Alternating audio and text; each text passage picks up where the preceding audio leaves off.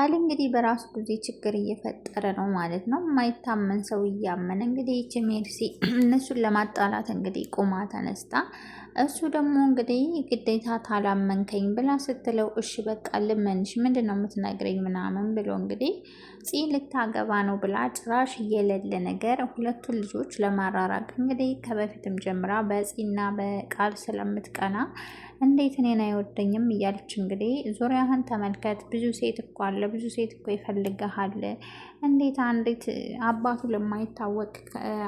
ከማይታወቅ ሰው ላረገዘች አንድ ሴት እንዴት አንተ ቆይ ዙሪያህን አትመለከትም? እያለች እንግዲህ ብዙ ጊዜ በሁለቱ ስትቀና ነበር። ዛሬ ግን ሰርግና ምላሿ ሆኖላታል ማለት ነው ለማጣላት። እቤት እንግዲህ እነሱን የምታስታርቅ መስላ ቃል ጋር ሂጄ ልኩን ነግሬው ነው የመጣሁት ብላ እንግዲህ ውሸቷን ስትናገር እንግዲህ ማናለሽና ነው? ቆይ ምን አገባሽ አንቺ? ምን ቤት ነሽ? ቆይ በኛ መካከል ለምንድን ነው? እኔ እኮ አይደለም ይሄን ነገር አላልሽውም፣ ሌላ ነገር ፈጥረሽ ነው የመጣሽው ብላ እሷም ተጠራጥራ ተቆጥታ በጣም ተናግራት ነበርና ሉሊትም እንግዲህ ስላወቀችባት አይ ይህን ነገርማ በጭራሽ አታደርጊም፣ የሁለቱን ክፍተት ተጠቅመሽ የራስሽ ለማድረግ ሌላ ነገር እየፈጠርሽ ነው አይደል? እራፊ።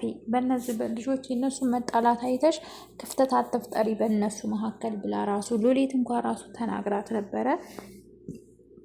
ይባስ ብላ እንግዲህ ደግሞ ትናንትና እንግዲህ ጭራሽ ይባስ ብላ ደግሞ ቅጽ ልታገባ ነው የልጇን አባት ጋር ተስማምታ እንዳውም ቤተሰብ ራሱ ድግስ ሊደግስ ነው ምናምን ብላ እንግዲህ ስትነግረው ይሄ ጅል ጭራሽ መቼም አምኗት የማያውቀውን እንግዲህ ውሸሽ እንደሆነ የማደርግሽን አታውቂም ብሏል። እንግዲህ ደግነቱ ገኒ መስማቷ ጠቀመው እንጂ እንግዲህ ታራርቃቸውን ብላ እነሱን ለማራራቅ ቆርጣ ተነስታለች ማለት ነው። ማድኮ እንግዲህ ከቤት አልወጣለት ሲሉ ማርኮ እንግዲህ ሱራና እናቱ እንግዲህ እንደ በፊቱ ፈርተው ደግሞ አባቱን ሰውየውን ፈርታ በዛ ወታ ትሄዳለች ብሎ እንግዲህ እሷ ነገር ለማብረድ ብላ እንግዲህ ከቤት ብትወጣም ተመልሰው መንጣታቸው በጣም አንጨርጭሮትና አናዶት እንግዲህ እሱም ደግሞ አባታቸውም ቤታቸው ነው እኮ የትም አይሄዱም፣ በጭራሽ የትም እንዲሄዱ አይፈቅድም፣ ፍች የሚባል ነገር የለም፣ በእኔና ባንቺ መካከል ያለው ልጆቹ እንዲደባደቡ አንፍቀድ፣ ስለዚህ የትም አትወጭም ሲላት እንግዲህ የማርኮ እናት እንግዲህ አንተ ስትፈልግ የምታመጣኝ አንተ ስትፈልግ የምታስወጣኝ ያንተ ቃነኝ እንዴ እኔና ልጄ? ይሄማ በፍጹም አይሆንም፣ ከኔ ጋር ጨርሻለሁ፣ የምጠብቀው የፍርድ ቤቱን ጉዳይ ነው ብላ እንግዲህ ጀግናይቱ ልኩን ነግራው ነበረ። እንግዲህ በጣም ፈርቷል እንደዚህ ስላለችው አንተና ልጅህን እበቅልሃለሁ፣ እንደዚህ እንዳዋረድከኝ ከገዛ ቤቴ ውጭ እንዳልከኝ የአንተና የልጅን ጉዳይ እንዲህ በቀላሉ ምታው አይደለም ብላ እንግዲህ አስፈራርታው ስለነበር ዛሬ ተቅለስልሶ እንግዲህ ሱራም ሲመጣ እናትህን ምከራትና ፍች የሚባል ነገር የለም፣ የትም አትወጡም፣ ከወንድምህ ጋር ተስማምታችሁ እዚህ ውበታችሁ አርፋችሁ ተቀመጡ ብሎ ሲለው ያለፈውን ነገር ወደ ኋላ እርሱት ብሎ አይ ያለፈ ነገር የሚባልማ የለም፣ እኔ ብረሳልህ እናቴ አትረሳልህም፣ እናቴን እንደዛ ከፍ ዝቅ አድርገህ ተናግረሃት አንተ ስትፈልግ የምታስወጣን፣ በዛ ላይ ደግሞ እንደዚህ እንኳ እውነተኛና ሀቀኛ ልጅ ቢኖርህ እኔ እና እሱን ከፍ ዝቅ አድርገህ ከመቶ እንኳ 99 ውሸት ለሆነው ልጅህ እያመንክ አንድ ውሸት ነው አንድ እውነት ለሌለው ልጅህን እያመንክ እኔን ስንት ነገር ተናግረኸኛል ብሎ እንግዲህ ሱራ ለአባቱ ተናግሮ ነበረ። እሺ ችግር የለውም እናቴ እሺ ታለች፣ ጠይቄ አሳውቅሃለሁ ብሎት ነበረ። ሰላም አለይኩም ወራህመቱላሂ ወበረካቱ። ውድና የተከበራችሁ የተወደዳችሁ የኑራ ቤተሰብ ሰላም ብያለሁ። ሰላማችሁ ይብዛ ያላችሁበት። ለዚህ ቻናል አዲስ የሆናችሁ ሰብስክራይብ አድርጉ። ዛሬም እንግዲህ እንደተለመደው ሐረግን ይዤላችሁ መጥቻለሁኝ። እንግዲህ ሜርሲ በባለፈው ክፍል እንዳያችሁት ያው ሁለቱን ክፍተት ለመፍጠር ስልክ ደውላ እንግዲህ ለቃል ግዴታ ታላገኘው ብለው ነበር። ማግኘትም ሆነ አንቺ መስማት አልፈልግም፣ በፍጹም ላምንሽ አልችልም፣ የራስሽ ጉዳይ፣ እዛው ችግርሽን እዛው ፍቺ ብሎ እንግዲህ ብሏት ነበር። እንግዲህ ተከታትላ ቤቱን አውቃው ቤት ሄዳ እንግዲህ ጠብቀው ነበረ። ቤቱን እንግዲህ ተከታትላ ሄዳ ጠብቀው ነበር እና እዛ ስትሄድ አንቺ ምን ትሰሪያለሽ እዚህ ደግሞ እንዴት መጣች ብሎ እንግዲህ እንትን ብሏት ነበርና ከዛ እንግዲህ ያውቃ ለፂ ተቆርቋሪ መስላ እያወራች ፂ ልጁ ልታስወርደው ነው እንዲህ ነው እያለች ቀባጥራ ተመልሳ መጣ እንግዲህ ቤት ከዛ መቶ እሱም እንግዲህ ሊቅርታ ሊጠይቅ ነበረ። ገንዬን እንግዲህ መቶ እባክሽ አንዴ ላናግራት ያለ ስራዋ ነው እንደዛ ስላት የነበረው ያለ ስራዋ ነው ያለ ኃጢአቷ ነው እና እባክሽ እኔና እሷ ችግራችን ነፍታ እና ተነጋግረን መፍታት አለብን ብሎ እንግዲህ ገንዬ በጭራሽ ተህይወቷ ውጣላት። አንተ ስፈልግ የምትመጣ አንተ ስፈልግ የምትሄድ አይደለችም። ስለዚህ ከህይወቷ ውጣላትና ልታናገረህ አትፈልግም። ሲጀመር ዛሬ ማንም ማናገር አትፈልግም ብላ ስትለው እንግዲህ ባክሽ ገኒ አንቺ ተረጅኝ፣ ሜሴጁንም እኔ አይደለሁም የጻፍኩት እህቴ ናት የጻፈችው፣ ልታምኔ ላታምኔ ትችያለሽ፣ ግን ደግሞ እውነቱ ይኸው ነው ብሎ እንግዲህ ተናግሯት ይህንን አጋጣሚ ተጠቅማ እንግዲህ ሜርሲ ልታገባ ነው ብላው ቁጭ እሱ እንግዲህ ደህና ወደ ቀልቡ ተመልሶ ሀኔንም አንቺ ነሽ ከመወዳት ልጅ ያጣላሽኝ፣ ስለዚህ ሰኒም ውጪ እዚህ ቤት አይንሽን ላይሽ አልፈልግም፣ እንኳን አይደለም ቤት እስክታመቻች ድረስ ለደቂቃም ቢሆን አይንሽን ማየት አልፈልግም፣ በቃ እስከዛሬ ድረስ አስቀምጬሻለሁ አመሰግናለሁ ብለሽ መውጣት ነው ያለብሽ እንጂ ሰው ውጪ እስኪልሽ መጠበቅ አልነበረብሽም ብሎ እንግዲህ ሰኒን ተናግሯት የትም አትሄድም ሰኒ ስትለው እጇን እንግዲህ ጎትቶ ሄዶ አይደለም እንኳን ሰኒና አንቺን ራሱ ላይሽ አልፈልግም፣ እንዳንቺ አይነት አስመሳይና ክፉ እህት የለኝም፣ በህይወቴ ውስጥ ገብተሽ እህቴ ነሽ ብሌ ሚስጥሮችን ሁሉ እየነገርኩሽ እያካፈልኩሽ አንቺ ለካ በጎን ከመወዳት ከማፈቅራት ልጅ ጋር አጣልተሽኛል። ስለዚህ እንዳንቺ አይነት እህት የለኝም። ሲጀመር በእኔ ህይወት ውስጥ አንቺ ምንም ቅንጣት ያክል ሊመለከትሽ አይገባም።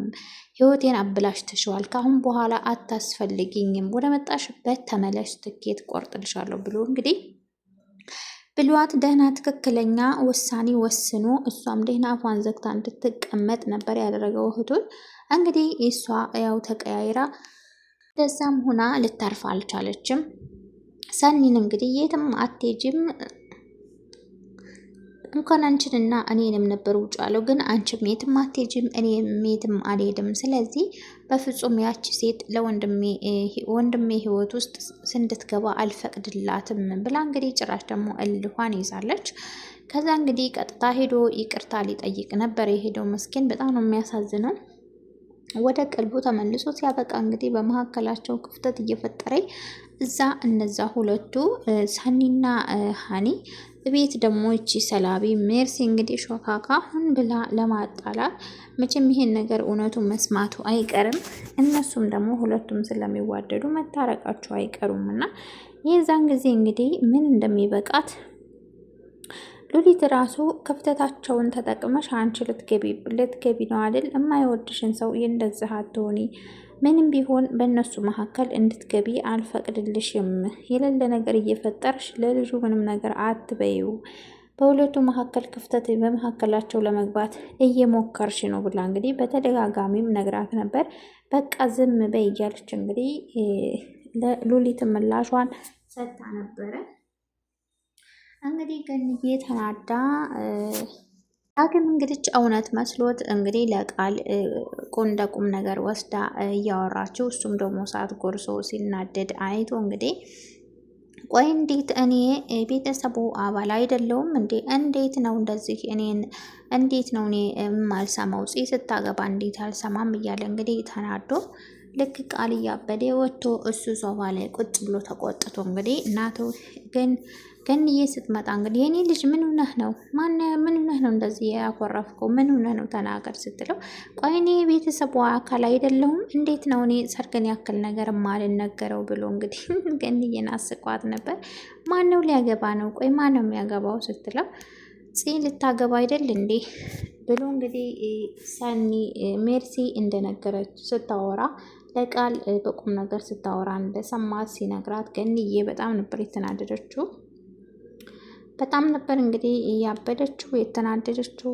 እንዴት እችል በቃ ይህን ነገር ይህን ነገር ፂ መስማት የለባትም ብላ እንግዲህ ተቆጥተዋለች። ሉሊትም ምንድን ነው ነገሩ? ቆይ ምን አድርጋችሁ ነው ስትላቸውም ግዴታ ማብራራት አይጠበቅብኝም፣ ይችን ልጅ ካመጣሽበት አስወጭልን፣ በቃ ሁሉ ነገሯ ተንኮል ነው ብላ እንግዲህ ገንዬ ብላታለች።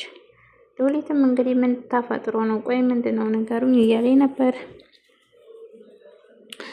እንግዲህ ሱራና እነ ሱራ እና እናቱ እንግዲህ ከቤት አትወጡም፣ የትም አትወጡም፣ ቤታችሁ ነው ብሎ እንግዲህ ነግሯቸው እንግዲህ ሱራ አይ እናቴ ናት ለዚህ ሁሉ የምትፈቅደው እንጂ እኔ አይደለሁም። ደግሞ እናንተ ስትፈልጉ የምታስወጡን፣ እናንተ ስትፈልጉ የምታስገቡን አይደላችሁም። ስለዚህ ከመቶ አንድ እውነት እንኳን ለሌለው ልጅህ 99 ውሸት ለሆነው ልጅህ አዳልተህ እኔን ከፍ ዝቅ አድርገህ የተናገርከኝን የረሳውልህ እንዳይመስልህ ብሎ እንግዲህ አባቱን ሲነግረው አባቱን ምስኪን ቆይ ምን ሆነሃል የኔ ልጅ? የባለፈው እኮ አለፈ። ቆይ ከመቼ ወዲህ ነው አንተ እንደዛ አይነት ጸባይ ያመጣኸው? ይህስ እሺ ይሁን ግን እንዴት አንተ ቆይ እንዴት እንደዛ አይነት ልጅ እኮ አልነበርክም ሲለው ለሱራ ሲሆን አዎ ግን ለሱ ሲሆን ስድቡም ሁሉም ነገር ውሸቱም ትክክል ነው አይደል ብሎ እንግዲህ ሱራ አባቱን መልሶለት ነበር። ለማንኛውም እናቴን ያው እኔ እንትን ብልልህ እንኳ እናቴን የተናገርካትን መቼም አረሳለህም፣ እናቴን ከፍ ዝቅ አድርገህ ተናግረሃት ብሎ እንግዲህ ለማንኛውም እሺ እናቴ ከተስማማች አሳውቅሃለሁኝ፣ ግን ደግሞ የምትስማማ አይመስለኝም፣ የተናገርካት ንግግር እንዲህ በቀላሉ የሚተው አይደለም ብሎ እንግዲህ ችግር የለውም አሳውቀኝ ብሎ እንግዲህ ይሄንን ሲሰማ ማርኮ እንግዲህ ተናዷል። እንዴት አባቢ እንደዚህ ታደርጋለህ? እንዴት ቆይ እንዴት ይወጣሉ ብለሃል ነበር ብሎ እንግዲህ ቆይ አንተ ልጅ ምንድን ነው እነሱ ቆይ ወንድምህ አይደል እንዴ እናትህ አይደለች እንዴ? ቆይ እንዴት ነው ቤቱ የምትለው ብሎ እንግዲህ አባትየውም በላርፋ ተቀመጥ፣ ከወንድምህ ጋር አርፈህ ተስማምተህ ተቀመጥ፣ እሱንም እነግረዋለሁ ብሎ እንግዲህ